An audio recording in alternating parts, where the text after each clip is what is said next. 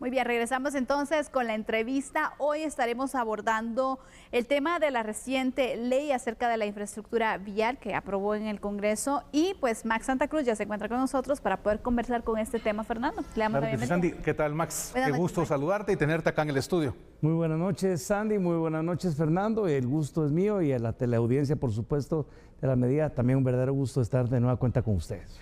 Bueno, Max, este punto es realmente un parteaguas en Guatemala. El Congreso aprueba la ley de infraestructura vial y obviamente el presidente ha afirmado que esta ley va a crear mecanismos que se enfocan justamente a avanzar y facilitar la inversión pública en el tema de las carreteras. Pero tenemos carreteras que realmente al día de hoy es una pena hablar de eso y pensar y preguntarnos si esta ley va a venir a cambiar realmente la realidad del país con este tema.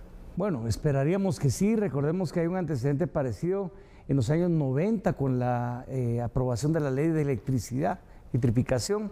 Eso de alguna manera permitió sentar las bases para lo que hoy en día tenemos un modelo que es replicado en otros espacios en América Latina porque ha funcionado bien.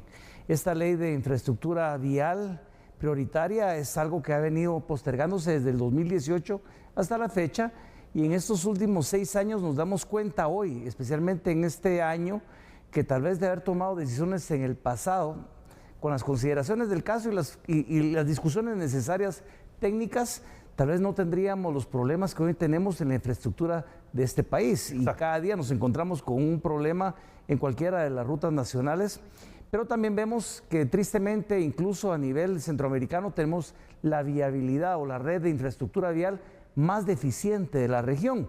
Hay un déficit cerca de, si no estoy mal, 21,000 kilómetros de carreteras de lo que deberíamos de tener, porque desde el año 95 hasta hace 2-3 años el promedio de construcción de carreteras por año era de 216 kilómetros, cuando lo que deberíamos de estar realizando son 1,500 kilómetros al año. Wow. Eso es lo que nos deja, por supuesto, en un rezago impresionante con relación a la región, y por supuesto eso se refleja e implica problemas para la atracción de la inversión, que uno de los puntos claves que tiene, que tenga una infraestructura, un país que sea eficiente y que por lo menos pueda generar la posibilidad de la movilización de los recursos o de los bienes de las personas que deciden invertir acá. Claro. Max, hay algunos puntos que se consideran en esta ley recién aprobada, y uno de ellos es la creación de una dirección que se denomina Dirección Vial de Proyectos Prioritarios, ¿no? En este caso viene a ayudar al Ministerio de Comunicaciones, pero actuará de forma independiente, tendrá su propio presupuesto. ¿Qué piensa de la creación de esa nueva entidad? Bueno, me parece interesante. El propósito de este directorio es priorizar, supervisar, presentar a licitación los proyectos, darle seguimiento a los mismos. Creo que sería interesante la figura, pero yo no sé qué tan autónomo sea al final de cuentas cuando quien preside el directorio es el ministro de Comunicaciones y también lo integra el ministro de Finanzas y el ministro de Economía. Tal vez en la parte más independiente, porque no depende de elementos de carácter político, podría estar el presidente o el representante de la Cámara de Construcción, el presidente del Colegio de Ingenieros o de la gremial de transportistas internacionales, y el propio gerente del directorio de esta nueva figura que integraría dicho directorio. Es ahí donde tengo mis dudas sobre la independencia como tal, pero podríamos discutirlo. Lo que sí es que hay que entender que esto no es un efecto de carácter inmediato al momento de esta aprobación de esta iniciativa de ley, la 5431. Hoy en día hay que pensar que por lo menos en la elaboración de los reglamentos y en otro tipo de consideraciones para poder llegar a su funcionamiento nos llevaría por lo menos cerca de 36 meses para poder empezar a ver los efectos de la misma.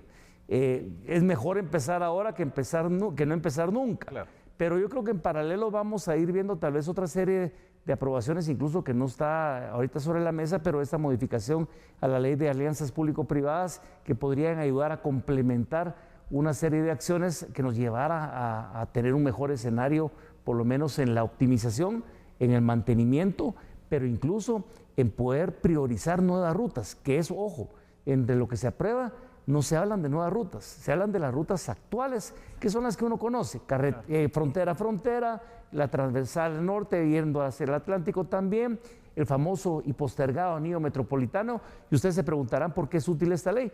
porque usted y yo y ustedes vivimos todos los días un congestionamiento muy complicado, difícil. Hace pocos días, el día de ayer, tan reciente como ayer, fue un calvario verdaderamente, y esto pretendería ayudar, por lo menos en la construcción de los próximos 30 años, la posibilidad de contar con una infraestructura más eficiente, teniendo la posibilidad también de salvar algunos de los obstáculos que hoy en día se tienen, como por ejemplo la expropiación o la optimización del uso del subsuelo para poder hacer túneles. Eso suena como de fantasía, pero es parte de lo que tiene como objetivo esta ley. Ahora, una de las circunstancias que me llama mucho la atención en esta ley es que todo el esquema de modalidades de contratación para proyectos de infraestructura se pretenden generarles un cambio. Mi pregunta puntual es, ¿consideras que pueda terminar esto con la corrupción que conocemos o al menos disminuirla?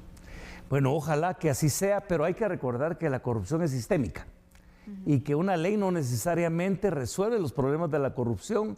Si no, frustrada en el Estado. Sí, si no sería tan fácil como decir, miren, vamos a aprobar las modificaciones a una ley electoral y de partidos políticos y con eso mejoramos a la clase política o con eso mejoramos a la democracia. Y creo que no va por ahí, pero sí son herramientas que pueden llevarnos a ese momento.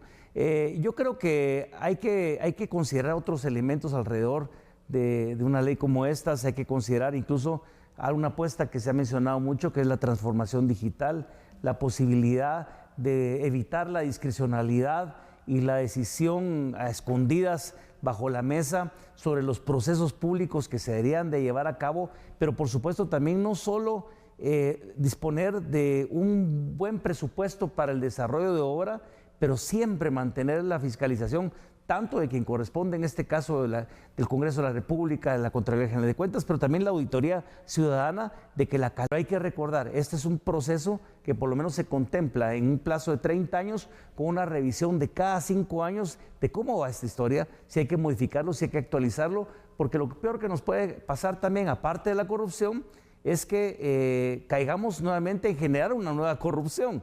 Y se los digo porque Covial había sido en su momento designado para poder sustituir algunas de las capacidades de la Dirección General de Caminos, pensando que iba a ser un modelo eficiente a la hora de atender la infraestructura, y no resolvió el problema. O bien hay otras instancias como tales que han generado las mismas dudas, incluso el Fondo Nacional para la Vivienda. Entonces no hay que confiar del todo, hay que ver que esta es una herramienta, pero tenemos que atender el tema de la corrupción de manera sistémica, más allá específicamente de la aprobación de esta ley. Es un ministerio que ha sido tan cuestionado y que hoy en día nos lleva a la discusión de que a veces, ¿qué es peor? De repente hay gente que dice, bueno, mire, pero es que mejor que haya corrupción, pero que haya obra. Caer en esa discusión, en ese juego, o decir, miren, si no tiene que haber buena obra, puede haber obra de calidad, puede haber obra en tiempo, tienen que haber responsables en el proceso, y de repente, pues también de paso eliminar la corrupción, que es un cáncer y un endémico en toda la administración pública y en la sociedad también. Claro. Max, ¿cómo podríamos explicar entonces la función y el beneficio que la ciudadanía puede tener con esta ley? Porque algunos dicen, bueno, se crean leyes, se crean instituciones, más gasto, porque lo vemos así en función de gasto, funcionamiento, y pues lo que necesitamos también es inversión, ¿no? Y lo hemos mencionado, no hay ruta que nosotros vayamos y que esté en pésimas condiciones. Queremos respuestas inmediatas. ¿Qué tan efectiva inmediatamente entonces puede ser esta ley? Inmediatamente yo lo veo complicado por lo que mencionaba en lo que corresponde a terminar con la elaboración de los reglamentos y algunas consideraciones de carácter interno, pero sí nos puede alentar a tener un modelo diferente de gestión.